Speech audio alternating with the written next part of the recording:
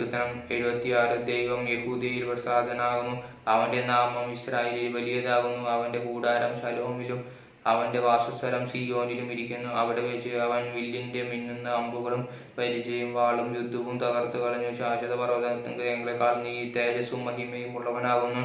ധൈര്യശാലികളെ കൊള്ളയിട്ട് അവർ നിദ്ര പ്രാപിച്ചു. പരാക്രമശാലികൾക്ക് അവർക്ക് കൈക്കരുത്തില്ലാതെ പോയി. യാക്കോബിന്റെ ദൈവമേ, നിന്റെ ശാസനയാൽ തേരും കുതിരയും ഗാഠനിദ്രയിൽ വീണു. നീ ഭയങ്കരനാകുന്നു. നീ ഒന്ന് കോപിച്ചാൽ തിരുമുമ്പാകെ നിൽക്കുന്നവൻ ആർ?